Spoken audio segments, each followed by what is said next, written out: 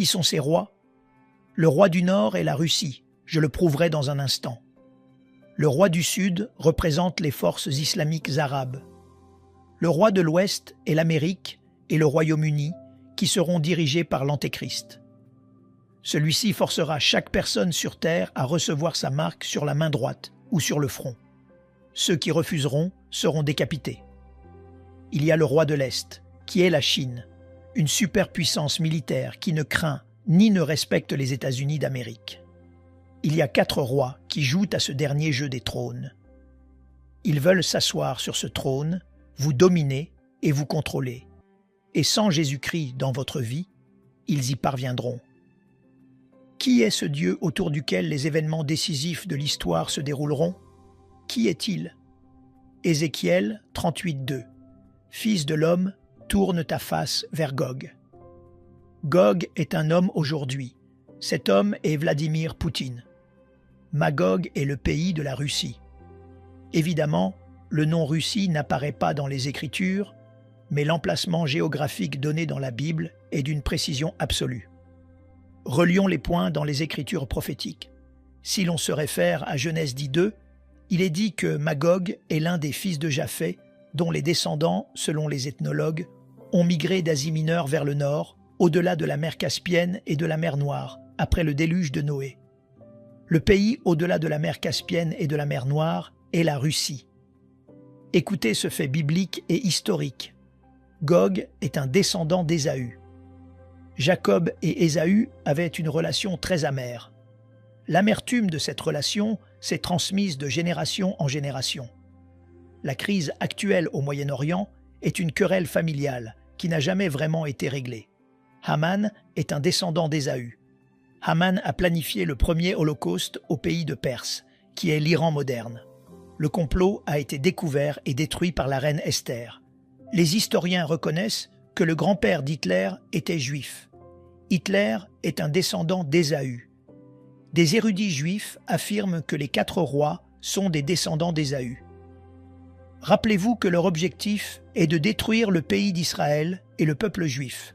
Dieu a dit « J'ai aimé Jacob et j'ai haï Ésaü ». C'est une déclaration puissante qui est enregistrée dans Romains chapitre 9, verset 13. Pourquoi? Parce que Dieu a regardé à travers le télescope du temps et il a vu le fleuve de sang que les descendants d'Ésaü feraient verser au peuple juif. Et il a dit « Je hais cet homme ». L'amertume entre Jacob et Ésaü a duré des milliers d'années. Réfléchissez-y, suivez ceci.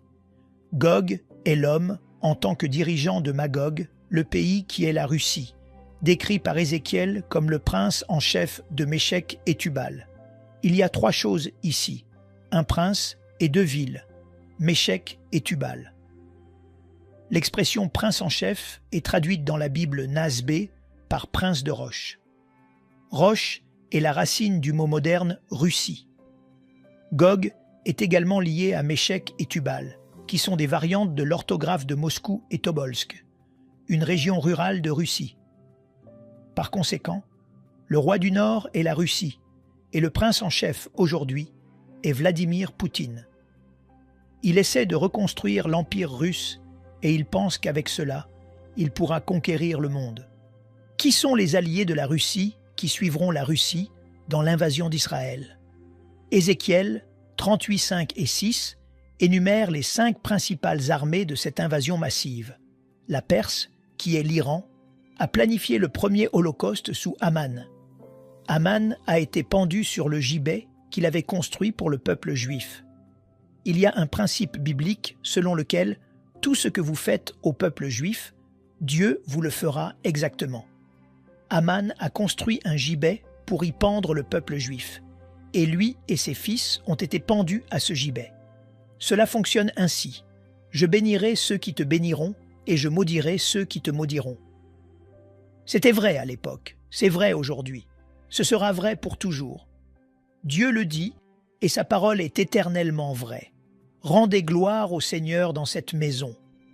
L'Éthiopie, ce sont les nations arabes du printemps islamique, animées par l'esprit démoniaque de l'antisémitisme. La Libye, Gomère et ses bandes. Ézéchiel 38, 6. le rabbin érudit Raphaël Eisenberg déclare « Gomer et toutes ses bandes sont les Allemands, suivis par les Français et les Britanniques, qui viennent aussi avec la Russie. » Selon Joseph, Togarma était le fils de Gomer. Il s'agit de la Turquie et de 9 autres nations mineures qui se joindront à la Turquie. Qu'est-ce qui les unit tous? L'esprit de l'antisémitisme, la haine pour le peuple choisi de Dieu. Pourquoi? Parce que Dieu a utilisé le peuple juif pour écrire ce livre. Tout ce qui, dans cette Bible, nous libère du pouvoir du péché, a été écrit par la main ointe d'un écrivain juif. Jésus-Christ, le Fils de Dieu, était un rabbin juif. Il reviendra en tant que rabbin juif. Il reviendra en portant un châle de prière. La majorité des forces combattantes qui envahiront Israël seront les descendants d'Ismaël. Ismaël, souvenez-vous, est le fils d'Abraham avec Agar. Agar et Ismaël ont été chassés, et le ressentiment amer a duré des milliers d'années. Dieu dit à la Russie dans Ézéchiel 38:7 « Sois leur garde ». Dites-le avec moi. « Sois leur garde ». La meilleure traduction est « Toi, Russie, tu seras leur commandant. Tu conduiras ces 5 armées antisémites vicieuses pour écraser le peuple élu, et ma fureur montera sur mon visage. » Laissez-moi vous dire une chose. La seule chose qui corresponde à l'amour de Dieu est la colère de Dieu. La seule chose qui corresponde à la beauté du ciel est l'horreur de l'enfer. Ne vous faites pas l'idée qu'un Dieu aimant ne punit pas les gens qui transgressent sa parole. Dieu dit « Quand je te verrai envahir cette terre d'alliance, maintenant le combat est avec moi, car je suis le défenseur d'Israël. Et celui qui garde Israël ne sommeille ni ne dort. Tu vas conduire ces 5 armées antisémitiques vicieuses pour écraser le peuple élu, et le combat sera alors le mien. Je vais en tuer 5 sur 6. C'est ce que dit Ézéchiel 39, verset 2, dans la version King James. Certains d'entre vous lisent d'autres versions édulcorées qui ont manqué ce point important, mais c'est dans la version King James de la Bible imprimée. Les théologiens, principalement juifs, disent que la réaction de Dieu à la guerre de Gog et Magog est écrite par le roi David dans le psaume 2, et la voici. Pourquoi ce tumulte parmi les nations? Le mot « nation » ici signifie les nations non juives. Pourquoi les nations non juives s'agitent-elles et imaginent-elles une chose vaine, que les rois de la terre se liguent contre l'Éternel, c'est Dieu, et contre son ointe, ce serait Jésus-Christ, en disant « Brisons leurs liens, jetons loin de nous leurs cordages. Brisons les 10 commandements, jetons la parole de Dieu hors des écoles publiques. Détruisons la moralité de la nation. Rendons impossible pour un enfant de naître sans vivre sous la menace d'un meurtre dans le ventre de sa mère. Ramenons l'occultisme et chassons Dieu de tous les systèmes de gouvernement dans lesquels nous vivons. Nous vivons dans cette même dispensation du temps. Et alors le Dieu du ciel fait ceci. Il dit « Je me ris d'eux ». Nous appelons cela au Texas un rire de cheval. « Ha ha ha, espèce d'imbécile stupide, je vais vous briser comme un potier avec une verge de fer brise un vase d'argile. » Un vase d'argile est en argile. Quand on frappe l'argile avec une verge de fer, elle éclate et se divise en une douzaine de morceaux. Chaque fois que Dieu écrasera cette armée, ce sera un témoignage de sa puissance et de sa majesté. Ceux qui survivront retourneront dans les nations d'où ils viennent et diront « Nous sommes allés contre Israël avec une supériorité numérique, avec une supériorité militaire, et 84% d'entre nous ont été perdus. Nous seuls sommes revenus pour vous dire que le Dieu d'Abraham, d'Isaac et de Jacob, il est Dieu et il n'y en a pas d'autre. Alléluia à l'agneau de Dieu. Il y aura un tremblement de terre massif qui réduira les montagnes en décombres, et chaque mur tombera à terre. Pensez aux montagnes massives autour d'Israël. Il y aura la mort par tyramie. Au fait, le but promis de ce tremblement de terre est d'ouvrir le sol et de les enterrer vivants. La mort par tyramie, Ézéchiel 38, 21, chacun tournera son épée contre son frère. En termes militaires, nous appelons cela un tir ami. Dans le chaos et la confusion d'un tremblement de terre massif, avec de la poussière et des débris si épais qu'ils cachent le soleil, avec 5 armées parlant 5 langues ouvrant le feu, elles vont, dans cette petite région géographique, tourner leurs armes les unes contre les autres, et des milliers seront tués par leur propre peuple. Mais alors vient la signature de Dieu. Il a dit « Je veux juste faire quelque chose pour que les gens sachent que c'est moi qui l'ai fait. » Dans l'Ancien Testament, les pécheurs étaient lapidés à mort. Beaucoup d'entre vous s'en souviennent. Alors Dieu dit « Je vais envoyer des grêlons du ciel. » Ézéchiel 38, 22. « Je ferai pleuvoir sur les ennemis d'Israël de grosses grêlons, du feu et du soufre. » Ô pasteur, c'est de l'Ancien Testament. Dieu ne fait plus ça aujourd'hui. Faux, faux. Il démontre sa puissance impressionnante juste devant nos yeux, et nous ne regardons tout simplement pas. Dieu lui-même a lapidé les armées des 5 rois qui ont combattu contre Josué et Israël. Lisez-le, il est écrit. Ceux qui sont morts par lapidation étaient bis plus nombreux que ceux qui sont tombés par les épées d'Israël. 5 sur 6 de ceux qui viennent avec la Russie vont mourir de la main de Dieu. 3 fois dans Ézéchiel 38, Dieu dit « Afin que le monde sache que je suis Dieu et que mon peuple, le peuple juif, sache que je suis encore leur défenseur. Je ne les ai pas oubliés et je n'ai pas détourné mon visage d'eux. Ils sont toujours le peuple de l'Alliance. » Quand l'Antéchrist viendra, l'Église sera partie. Il y aura un effondrement économique mondial. Le monde est désespéré de résoudre ses différends. L'Antéchrist fera exactement cela. Le début des 7 années de tribulation, c'est de cela qu'il est question quand on parle de 7 ans. Et ce traité sera le traité qui déclenchera la période de tribulation. Beaucoup croiront que l'Antéchrist est le Messie. En réalité, c'est un faux Messie. Il vient comme un homme de paix, mais c'est un monstre. Ce sera un loup déguisé en agneau qui fera une alliance avec beaucoup. Cette alliance avec beaucoup inclura le peuple juif, les Palestiniens et l'Église catholique romaine. Premièrement, je crois qu'il présentera un traité de paix de 7 ans qui permettra au peuple juif de construire le 3e temple, le temple de Salomon, sur le mont du Temple. Cela seul provoquera un bonheur hystérique parmi les juifs religieux. Deuxièmement, je crois que le traité de 7 ans donnera à l'Église catholique le contrôle des lieux saints à Jérusalem. La vérité de l'histoire est que l'Église catholique a essayé d'obtenir un certain contrôle sur Jérusalem et les lieux saints pendant des décennies. Dans le livre Petrus Romanus, on peut lire l'histoire complète. Je cite « Un ami de Shimon Peres, l'ancien président d'Israël, a affirmé dans une interview qu'en mai 1993, il a remis une lettre du président d'Israël Peres au pape, promettant d'internationaliser Jérusalem et d'accorder au Vatican l'autorité sur les lieux saints. » Fin de citation. Le fait historique est donc que cela a été tenté pendant des décennies, et je crois que cela se produira. Troisièmement, le 3e élément de l'accord de paix de 7 ans sera entre Israël et les Palestiniens. Il y aura un peu de pression ici, mais il y aura une solution à 2 États, et elle sera garantie pour 7 ans. Cependant, dans 3 ans et demi, la Russie envahira Israël, rompra ce traité et essaiera de dominer le monde. Quelle est la motivation de la Russie et de l'Iran, avec d'autres nations islamiques, pour attaquer Israël? Premièrement, c'est l'esprit démoniaque de l'antisémitisme. La seule chose que les nations islamiques détestent plus qu'elles-mêmes, c'est Israël.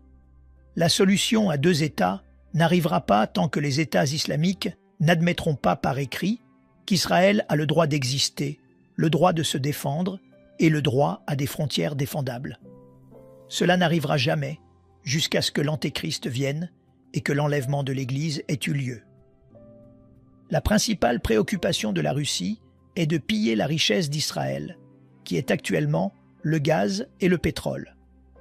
Le Wall Street Journal rapporte que la découverte de gaz naturel d'Israël au large de la côte de Haïfa, la plus grande au monde, est suffisante pour faire rouler les véhicules d'Israël pendant 100 ans. Écoutez ceci, c'est une citation. Il y en a assez pour déstabiliser l'économie du Moyen-Orient en faveur d'Israël. C'est une déclaration incroyable. La Russie a besoin de pétrole et de gaz pour faire fonctionner sa machine de guerre. Le pétrole est maintenant si bon marché que la Russie n'a pas les moyens de le forer dans la toundra gelée de Russie. Mais le prendre par la force à Israël correspond certainement à leur objectif militaire. La troisième motivation de la Russie, Vladimir Poutine, a un problème. C'est l'islam radical. Il y a 20 millions d'islamistes radicaux vivant en Russie aujourd'hui. Poutine va utiliser cette impulsion qu'ils ont d'attaquer Israël et le peuple juif pour appeler à un djihad de ces islamistes russes afin qu'ils se joignent à l'Iran et aux autres nations islamiques radicales dans cette invasion d'Israël. Dieu est au ciel en train de dire « Venez ici, allez, venez, venez, dès que vous toucherez le sol de cette terre d'alliance, vous êtes finis. » J'aime cette histoire. Le mystère que j'ai essayé de résoudre pendant 50 ans, je l'ai découvert en faisant des recherches approfondies pour cette série de sermons. Le mystère était comment la Russie, si loin dans le Grand Nord, est-elle devenue une nation antisémite. Israël est tout en bas ici, et les voilà là-haut, au-delà de la mer Noire. Un érudit juif du nom de Raphaël Eisenberg révèle ce fait historique étonnant concernant Rome et la Russie dans l'histoire. Écoutez, Eisenberg écrit, je cite, « Le royaume du mal et de l'apostasie n'est autre que le communisme de Russie, dont le désir de dominer le monde est évident. Ce sont des descendants du célèbre Empire romain, dont nos sages ont prédit qu'il couvrirait le monde entier avant la venue du Messie. Et il a raison, parce que la domination de l'Antéchrist couvrira la terre. Il est connu qu'à l'origine, l'Empire romain s'est séparé en deux branches, la branche occidentale et la branche orientale. Écoutez, après cette division, la fille de l'Empire romain à Constantinople a épousé l'empereur russe. Souvenez-vous que Rome déteste le peuple juif. Rome a crucifié le Fils de Dieu. Cette Romaine a transporté cette mauvaise graine de l'antisémitisme par le mariage en Russie, et cette graine a grandi dans la direction de la Russie. Elle s'est étendue au peuple. Elle a produit les protocoles des sages de Sion et la raison pour laquelle des centaines de milliers de Juifs sont morts.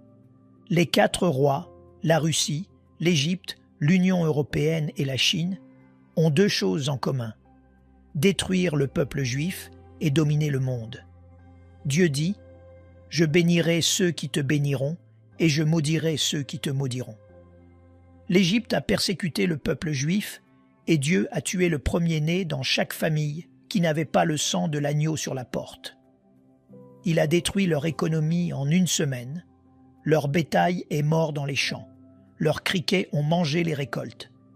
Dieu a écrasé leur armée en noyant Pharaon, l'homme le plus puissant transformé en nourriture pour poissons en environ 2 minutes. Où sont les Babyloniens? Ils ont disparu. Où sont les Perses? Ils ont disparu. Où sont les Grecs? Ils ont disparu.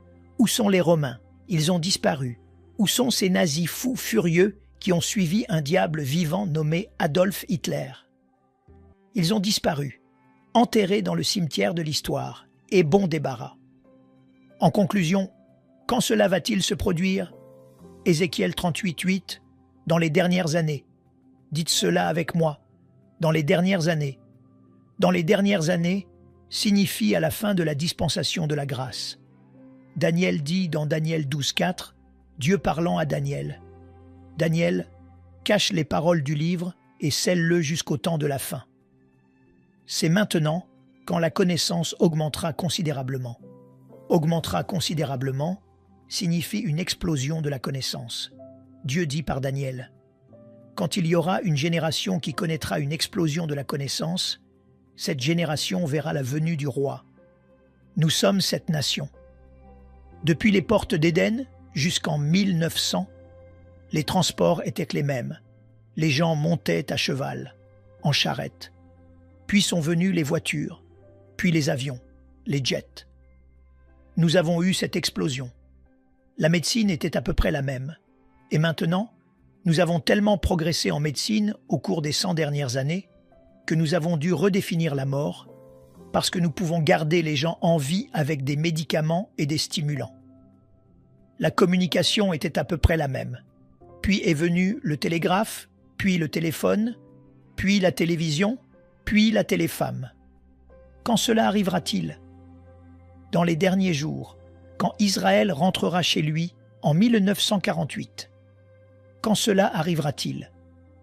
Dans les derniers jours, quand Jérusalem sera reconnectée à Israël en 1967. Quand cela se produira-t-il? Dans les dernières années, quand je vous montrerai des signes dans les cieux et que le soleil refusera de briller, l'éclipse, et que vous aurez les 4 lunes de sang, je crie, j'arrive. Dans les dernières années, quand je mettrai mon crochet dans la mâchoire de la Russie et que je les traînerai au Moyen-Orient, cette chose choquante est arrivée le 11 septembre 2015. C'est arrivé. La prochaine chose que nous allons entendre, c'est la trompette de Dieu. Les morts en Christ ressusciteront. Nous qui sommes vivants et qui restons serons enlevés pour être avec le Seigneur dans les airs. Priez, faites vos valises, levez les yeux. Nous montons. Quand vous verrez ces choses, levez la tête et réjouissez-vous. Votre rédemption est proche. Rendez-lui gloire dans la maison de Dieu. Combien d'entre vous dans cette salle disent « Pasteur, j'ai des gens dans ma famille qui ne sont pas prêts pour la venue de Jésus-Christ. Puis-je voir vos mains? Baissez vos mains. Combien d'entre vous dans cette salle, qui regardez par la télévision, n'êtes pas prêts pour la venue de Jésus-Christ? Vous n'avez tout simplement jamais fait de préparatifs pour le faire, mais vous aimeriez le faire aujourd'hui. Laissez-moi voir votre main là où vous êtes. Que Dieu vous bénisse. Que Dieu vous bénisse au balcon. Merci. Que Dieu vous bénisse. Vous qui regardez par la télévision, vous pouvez prier cette prière et je veux que vous priez cette prière avec moi parce que Dieu écoute. Dieu l'enregistre. Mieux encore, Dieu va y répondre. Priez cette prière. Père céleste, au nom du Seigneur Jésus, je te demande pour les membres de ma famille qui ne sont pas prêts à te rencontrer. Je te demande, Père céleste, que ton Saint-Esprit vienne les convaincre de péché et les amène à la croix, afin qu'ils aient le salut éternel. Je te demande, Père céleste, de me pardonner tous mes péchés, de me purifier de toute injustice, afin que je sois prêt quand le Roi des rois et le Seigneur des seigneurs viendra bientôt, très bientôt. Amen. Nous aimerions vous donner l'opportunité de faire de Jésus le Seigneur de votre vie. Voulez-vous bien prier avec moi? Dites Seigneur Jésus, je me repens de mes péchés. Viens dans mon cœur. Je fais de toi mon Seigneur et Sauveur. Et merci Seigneur pour le baptême du Saint-Esprit en moi. Dans le nom de Jésus. Par cette simple prière, nous croyons que le Saint-Esprit vous conduit sur le chemin de la nouvelle naissance. Allez dans une bonne église dont le fondement est la parole de Dieu, passez par les eaux du baptême et donnez à Dieu la première place. Nous espérons de tout cœur que ce message vous encouragera. Si vous connaissez quelqu'un qui puisse être encouragé, s'il vous plaît, envoyez-le lui pour nous aider à atteindre plus de gens et à propager l'Évangile. Édifions le corps de Christ ensemble. Appuyez sur la cloche des notifications et merci infiniment de nous soutenir en vous abonnant à notre chaîne. N'hésitez pas à laisser vos requêtes de prière dans la section des commentaires. Sachez que même si vous ne voyez pas de réponse à votre requête, que ce soit sur YouTube, email, Facebook ou sur Messenger, nous avons prié pour vous. Nous invitons humblement le corps de Christ à soutenir chaque requête en écrivant une prière dans la section commentaires. Tenez-vous ferme dans la foi avec nous pendant que nous prions. Que la grâce et la paix du Seigneur Jésus-Christ soient avec vous tous et qu'il vous bénisse merveilleusement.